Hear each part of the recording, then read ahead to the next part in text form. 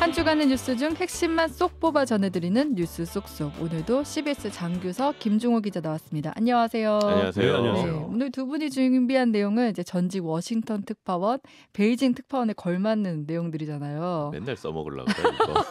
잘 써먹어야죠. 지겹습니다. 인재들인데. 네. 우리 장규석 기자는 이제 트럼프 전 대통령 대통령이죠. 얘기예요. 네. 장 기자 워싱턴 있을 때 트럼프 전 대통령 시절이었죠. 정말 트럼프 대통령이 정말 힘들게 했죠. 네, 정말 힘들었어요. 근데 그러다 보니까 정이 들어. 네, 트럼프 대통령이 오랜만에 나오니까 반가워 그냥. 트럼프 대통령은 중국 특파원도 베이징 특파원도 괴롭게 했어요. 맞아. 두 분이 딱 네. 계셨을 때 트럼프였던 거죠. 또 그 흔치 않은 또 베이징 방문까지 하셔가지고 네. 맞아, 또 극진하게 또 대접을 했지. 극진하게 대접을 해주죠. 황제 대접을 했죠. 오늘 그럼 그만큼 이제 할 말씀들이 많으실 것 같은데 네. 트럼프 전 대통령이 미국 전직 대통령으로 처음으로 기소가 됐어요. 예, 네. 정말 트럼프 대통령이 뭐 전 대통령의 전무후무한 기록들을 많이 남겼는데 이번에 또 이제 퇴임하고 나서 또 이제 기록을 하나 남겼어요. 네. 네. 원래 이제 전직 대통령이 뭐 범죄 혐의로 기소가 된다.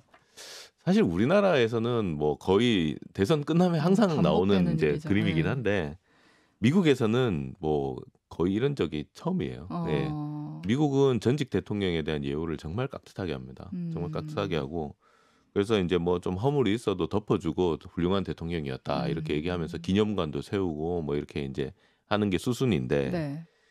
실제로 이제 닉슨 대통령이 가장 불명예 퇴진을 한 대통령이거든요. 미국 역사에 있어서 네. 그 워터게이트 사건으로 인해서. 근데 이제 워터게이트 사건으로 불명예 퇴임을 하고 본인이 이제 자진 사퇴를 했어요. 왜냐하면 자진 사퇴를 하지 않으면 탄핵을 당할 위기에 처해 있었기 때문에 그 당시에. 네. 예, 근데 그것도 본인이 이제 미국 대통령들의 역사를 이제 존중을 하기 때문에 자기가 탄핵까지는 당하고 싶지 않다. 그래서 자기가 내려온 거예요. 그게 예. 엄청 명예스러운 역사네요. 대통령. 그렇죠. 그러니까 그걸 지켜온 거죠, 자기들이. 그리고 그 다음에 대통령이 워터게이트 사건이 벌어졌지만 그걸 사면을 해줍니다. 예.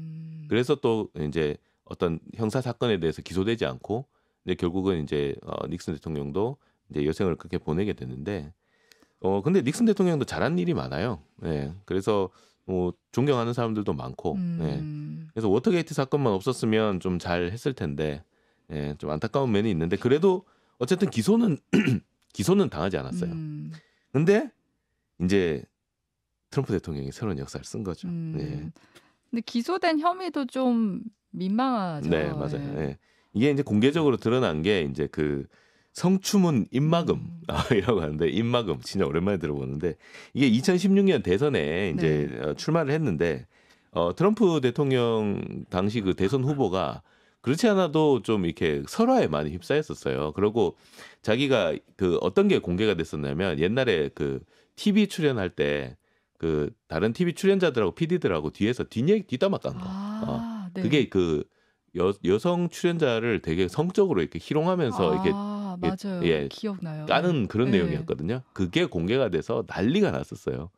근데 지금 이 성추문이 또 다시 이제 자기가 이제 그 지금 이제 뭐 스토미 데니얼스나 뭐 그다음에 뭐 맥두걸인가 이게 그 둘 다 보면 플레이보이지 모델이었고 한 사람은 그 성인 영화에 나오는 배우였어요. 네. 그러니까 포르노 배우였는데 그 사람들하고 이제 성추문이 있었습니다. 성추문이 있었는데 이게 또 나오면 이게 한 방 맞고 또 맞을 수가 있으니까 입막음을 내가 네가 이걸 끝까지 비밀로 지키고 가면 우리가 돈을 주겠다.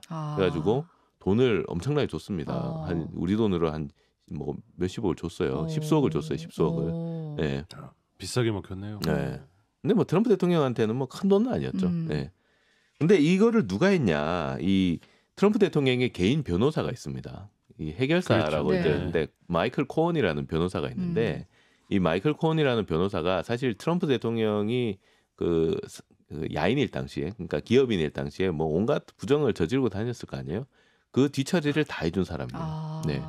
이제 대선을 출마를 하고 나니까 이제 성추문이 나올 것 같으니까 마이클 코언이 일단 그 여배우들을 찾아가서 입막음용 돈을 줍니다. 그다음에 계약서에 사인을 하도록 해요. 근데 그 과정에서 좀 강압 같은 게 또 좀 있었어요. 왜냐하면 그때 이제 뒤에 나와서 이제 그 스토미 데니얼스라는 여배우가 나와서 자기가 이제 증언을 하기를 좀 나 뒤를 밟는 사람들이 좀 있었다. 그 다음에 자녀한테까지 접근하겠다라는 얘기까지 했었다. 네, 네. 그래서 어쩔 수 없이 이제 사인을 했다 이런 이제 말도 이제 하긴 했었어요. 네. 그러니까 어떤 대단히 어두운 경로를 통해서 결국은 이제 그 문서에 사인을 하게 되는 거죠. 입막음 나 절대로 발설하지 않겠습니다. 네. 하고. 이제 그렇게 하고 나서 넘어갔는데 나중에 이 마이클 코언이 어떤 트럼프 대통령하고 뭐 틀어지는 계기가 있었던 것 같아요. 그래서 틀어지면서 월스트리트 저널이 그거를 특종을 합니다. 예. 이게 성추문을 입막음하기 위해서 돈을 건네는 게 있었다. 그러니까 해결사 역할을 했던 그 네. 변호사가 폭로를 한 그렇죠. 거예요. 네. 네. 폭로를 했고요. 그 다음에 이제 이게 어떻게 됐냐면 그 변호사가 일단 자기 돈으로 줘요. 그 다음에 뒤에 트럼프 그룹에서 그 돈을 이제 바이백 해줍니다. 그러니까 이제 지불을 대신 해주는 거죠. 네.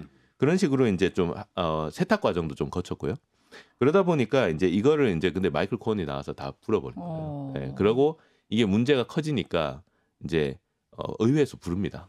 증인으로 네. 청문회를 하면서 청문회에서 부르는데 그때 이제 하필 그때가 언제였냐면 네. 그 2019년 2월이었는데 트럼프 대통령이 김정은 국무위원장을 만나러 베트남 하노이에 갔을 때였어요. 중차대한 네. 그 날이었죠. 우리한테는 정말 기억에 협상하던 남는다. 날이었어요. 네. 협상. 그리고 한반도 정세에 있어서는 비극의 하루였죠. 정말 비극. 비극일 수밖에 없었던 게 네.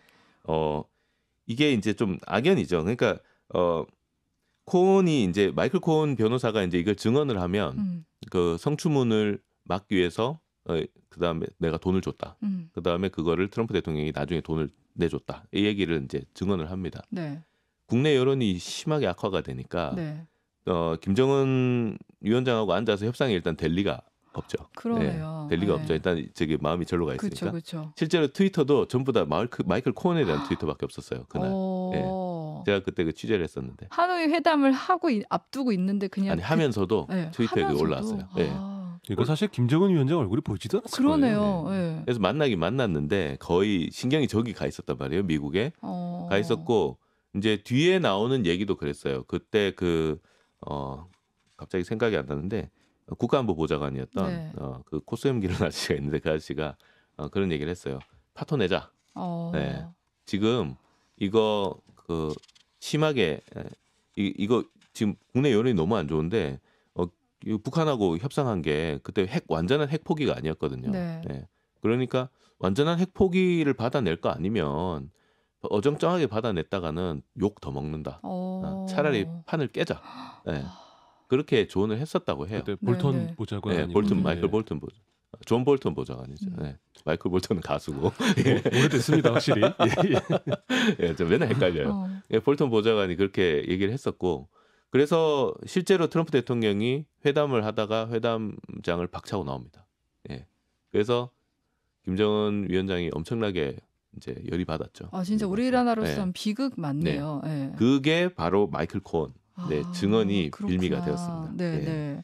그래서 이제 근데 이제 마이클 코언이 그런 얘기를 하고 정말 이제 검찰이 그 부분에 대해서 이제 수사에 들어간 것 같아요. 수사에 네, 들어가서 이제 좀 보니까 뭐 돈도 이렇게 좀 자금 세탁한 부분이 좀 있고 그 다음에 이게 이제 대선 기간에 이루어졌으니까 선거법 위반일 가능성도 있고 하니까 이제 검사가 이제 수사를 들어가서 네. 그게 이번에 이제 기소가 된 거예요. 그때 시작은 이미 2019년에 시작된 네네. 거고요. 2018년 말에 그게 이제 폭로가 됐었고. 근데 트럼프 전 대통령 이 과정을 놓고 지금 이제 정치적 박해다 이렇게 주장하고 있어요.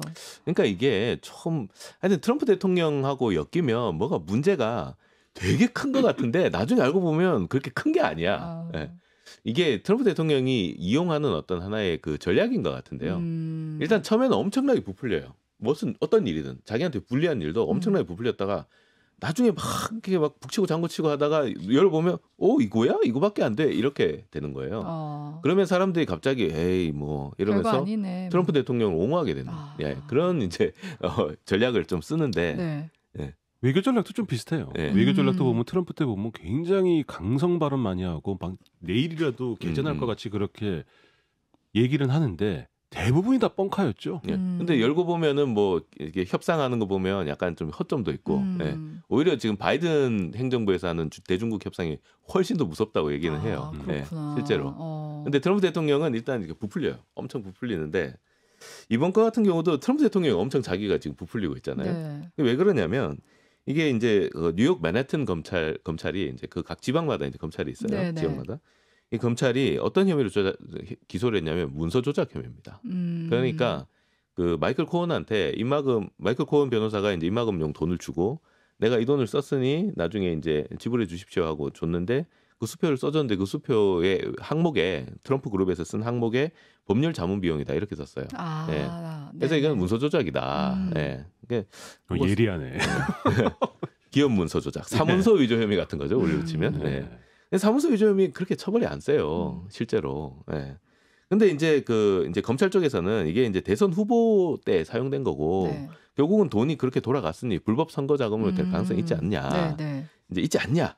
이런 논리죠. 근데 트럼프 대통령은 야, 전 대통령이 워터게이트 사건 같은 그런 큰 일이 있어도 기소를 안 하는 게 전통인데 이 진짜 사소한 이 문서 네. 조작 이걸 가지고 기소를 하냐? 이거는 정치적 박해, 분명히 나를 정치적으로 박해하려고 하는 그거밖에 더 되겠냐? 네, 이제 이런 네. 논리로 가는 거죠. 그러니까 이제 그 기소 인부 절차라고 하는데 이게 좀 어렵죠. 근데 형사법원에서 일단 법원이 이제 너 재판에 걸렸으니까 이런 혐의로 재판에 걸렸습니다 하고 재판장이 불러서 이제 알려주는 절차인데요. 그때 이제 너가 이런 이유로 기소가 됐으니까 이거 인정합니까? 그랬더니 트럼프 대통령이 인정 안 한다. 난 무죄다. I'm not guilty라고 얘기를 했죠. 그래서 이제 트럼프 전 대통령 입장에서 봤을 때는 이거는 나를 이제 정치적으로 탄압하려는 의도다.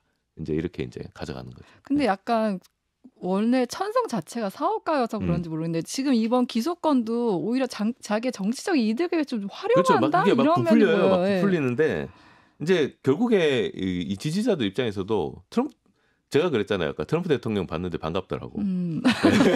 오랜만에 보니 네. 반가워. 난 취재한 입장에서 봤는데도 오랜만에 얘 정이 좀 들었나 보다 싶었는데 지지자들 입장에서 어떻겠어요? 와 트럼프다. He's back. 돌아왔다. 그가 왔다. 트럼프가 돌아왔다 이거죠.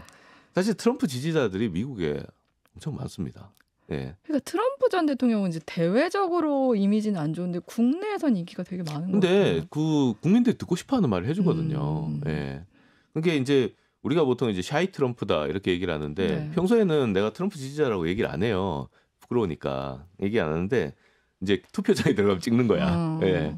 그런 사람들을 이제 샤이 트럼프라고 하는데. 그리고 예. 트럼프 대통령을 보면 우리나라 정치사에서 보면 저는 약간 이명박 대통령하고 약간 겹치는 부분이 있는데 어느 정도는 둘 다 굉장히 유망한 사업가 출신이고 그쵸. 예, 네. 굉장히 그런 협상력 능하고 그런데요. 이명박 대통령도 그렇지만 그 둘이 정치적으로 장점이 하나 있는 게 뭐냐면 그 대중들이 트럼프나 이명박 대통령을 볼 때 높은 수준의 도덕적 그 기준을 요구하지가 않습니다. 네. 그 이명박 대통령도 그랬어요. 그러니까 반대하는 측에서는 무슨 정권몇법이나 이런 식으로 공격을 했는데도 그게 잘 먹히지가 않아요. 네. 왜냐하면 일단 사람들이 트럼프를 좋아하는 이유는 높은 도덕성을 기대하고 좋아하는 게 아니거든요. 네. 이명박 대통령도 그렇고. 그렇기 때문에 그게 관심이 아니에요. 전통적인 그런 정치인들이라면 당연히 정통적인 정치인들한테 높은 도덕성을 요구하죠, 대중들이. 근데 그 트럼프나 이명박 대통령에 대해서 미국이나 한국 대중들이 요구하는 거는 명확했거든요. 잘 살게 해주세요. 그렇죠. 돈 많이 벌게 해주세요. 그러면 조금 약간 뭐 그런 데서 좀 팀이 하더라도 누가 봐줄 수 있어요. 약간 이런 스탠스이기 때문에 그게 뭐랄까 제가 보기엔 트럼프도 그걸 아는 것 같아요. 그럼요. 그러니까 그거를 강하게 어필하는 거죠, 지지층한테. 실제로 엄청나게 트럼프 전 대통령이 자기가 이제 재임 기간도 그렇고 대선 후보 때도 그렇고 지금도 자기의 재력을 끊임없이 과시를 해요.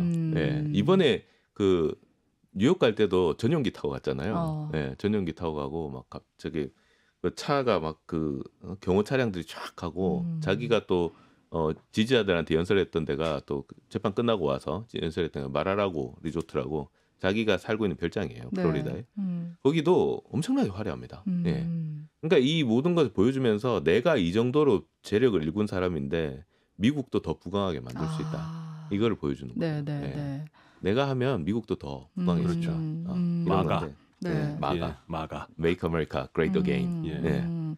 근데 지금 지금 찍지도 않은 머그샷이라고 그래서 그러니까, 티셔츠도 팔고 있잖아요. 근데 진짜 정말 그 상술이 대단한 게 이게 대선 캠프에서 머그샷 티셔츠를 팔아요. 근데 머그샷 안 찍었거든요. 이 머그샷이 뭐냐면 왜 저 CSI 이런 데 보면 왜 이렇게 들고 그쵸. 이렇게 예. 찍는 거 있잖아요. 뒤에 이렇게 큰 키 사진 나오고. 예. 이 그 범죄자 이제 인증샷이죠, 일종의. 그걸 찍는데 찍지도 않은 머그샷을 찍어 가지고 팔고 있는데 근데 네. 내용이 정말 재밌어요. 보면은 그 머그샷 안에 보면 이 머그샷 밑에 not guilty라고 적혀 있어요. 무죄. 무죄 이렇게 적혀 있어. 그리고 그 키도 이렇게 여기 뒤에 이게 키가 이렇게 피트로 이렇게 적혀 있잖아요. 네. 이게 6.5피트 이렇게 돼 있는데 트럼프 대통령 키가 정말 큽니다. 예, 거의 190 가까이 되는데 그것도 그게 198cm로 올리고 그다음에 이제 숫자도 45, 47이라고 숫자를 적어놨어요. 네. 트럼프 전 대통령이 45대 대통령이거든요. 아. 47이 뭐냐?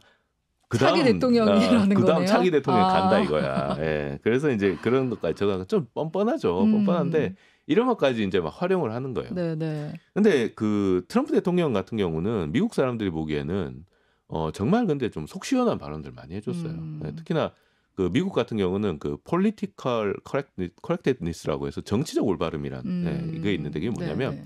인종차별, 그 다음에 남녀차별, 그리고 또 이제 그 다음에 이제 동성애 뭐 이런 것들까지 성소수자까지 해가지고 약자에게 되게 불리하게 하는 발언들을 특히 이민자까지 해서 약자에게 불리하게 발언하면 안 된다라는 어떤 그 교육을 어릴 때부터 받아요. 네. 워낙 이 미국이라는 나라는 온갖 나라에서 그쵸. 온 사람들이 살고 네, 있기 네. 때문에 그 충돌을 피하기 위해서 가르치는 이제 예의 범절이죠, 일종의. 근데 이제 속으로는 부글부글한 거예요. 예, 막 이민자들이 막 몰려오고 그다음에 특히나 이제 제조업체 같은 경우는 공장이 문을 닫고 뭐 일자리를 잃고 이러는 게 또 약간 이제 중국 사람들 때문인 것 같고 그다음에 또 이민자들이 와서 자기들 직장을 가져가는 것 때문인 것 같고 막 이러니까 그 특히나 이제 중부 쪽에 이쪽에 이제 제조업이나 농업하는 사람들은 너무너무 막 힘들고 이러니까 이제 부글부글한 거예요. 그거를 정확하게 꿰뚫었습니다. 겉으로 말하지 못하는데 그 말을 트럼프 전 대통령이 대신해 준 거죠. 거예요. 그래서 이민자들 막아야 된다. 저 멕시코에서 올라오는 저 중남미 이민자들 범죄자들이다. 이러면서 장벽을 세우겠다. 이런 얘기도 하고요. 그 다음에 뭐 저기 인종에 관해서도 그 뭐 인종에 대해서 정확하게 차별하는 발언을 많이 하진 않았지만 그 이슬람에 대해서는 엄청나게 또 조금 이제 반대되는 발언들을 하고 그다음 처음에 나와서 이제 맨 처음에 했던 게 그 이슬람 국가들의 입국을 막는 행정 명령을 1번으로 했었어요. 그럴 정도로 그러니까 좀 그 이슬람에 대해서 이제 막 얘기를 하게 되면 이제 미국 사람들이 트라우마가 건드려지는 거예요. 9.11 트라우마가. 그래서 그런 것들을 이제 활용을 해서 미국 사람들이 점점 이슬람 사람들이 주변에 이웃들이 많아지고 막 위기감을 느끼고 이런 거를 정확하게 집어냈어요. 그러다 보니까 그 지지자들은 너무 속 시원하고 트럼프 대통령이 다시 한번 나와서 좀 속 시원하게 좀 얘기해 줬으면 좋겠고 물가도 지금 너무 많이 올랐고 경제도 안 좋고 이러니까 트럼프 대통령이 좀 나와서 경제도 좀 좋게 해주고 실제로 주가가 엄청 많이 올랐었거든요. 트럼프 대통령이 재임하던 시절에. 그래서 좀 경제도 좀 살려주고 좀 그다음에 감세 정책에서 돈도 진짜 많이 돌려줬어요. 네. 그러니까 좀 그런 부분에 대해서 약간 향수도 있는 것 같아요. 그러면 지금 트럼프 전 대통령 지지자들 입장에서 진짜 대선을 앞두고 진짜 그가 돌아왔다. 다시 한번 미국을 뭐 살려달라 이럴 수 있겠네요. 게다가 박해받는 이미지로 돌아왔어요. 네. 그러니까 사실은 어떻게 보면 트럼프 측 입장에서는 지금 같은 상황을 즐기고 있을 수도 있겠다는 생각이 드는데 트럼프 대통령이 확실히 즐기고 있죠. 그런 말이 있잖아요. 저는 포퓰리스트 같은 스타일에서 가장 무시한 건 뭐냐면 무대응입니다. 사실 저쪽이 제일 괴로운 거는 우리 그 속된 말로 그런 게 있잖아요. 악플보다 더 서러운 게 무플이다. 잊혀지는 게 사실은 제일 무서운 거고 트럼프도 그걸 가장 두려워하거든요.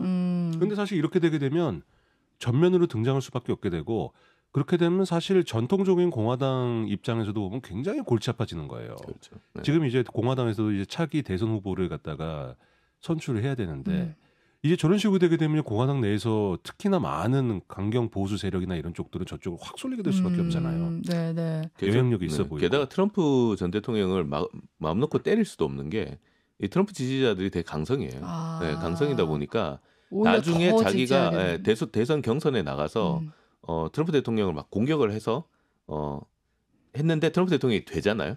경선으로 뽑히고 자기가 탈락을 하면 자기는 나중에 이제 또 의원 또 선거를 나가야 되잖아요. 의원 선거를 나갈 때 지지자들이 다 거기서 비토를 합니다. 불이익을 받을까 그렇기 봐. 때문에 대놓고 트럼프 대통령을 저격을 못해요. 근데 이번에 그 기소를 놓고선 미국 언론에서는 한국 정치와 비교한 얘기들이 있다면서요. 그런 얘기들이 실제로 많이 지금 언론들이 나왔었고요. 우리나라에서도 보면 약간 기시감이 돈다는 얘기들이 많이 나왔어요. 왜냐하면 물론 트럼프 전 대통령이죠. 대통령을 역임하긴 했으나 현재 어떻게 보면 야당의 뭐 최고 유력한 차기 대권 후보인데 지금 사법적으로 지금 보면 기소가 됐죠. 그거는 약간 이쪽 지금 현재 정말 지금 보면 우리나라의 지금 겹치네. 상황하고 거기다 이제 줄기소가 예정돼 있고 거기다가 계속해서 이제 법정에 나올 거고 또 지금 트럼프의 그 뭐랄까요 그 대응 방식도 굉장히 유사하죠.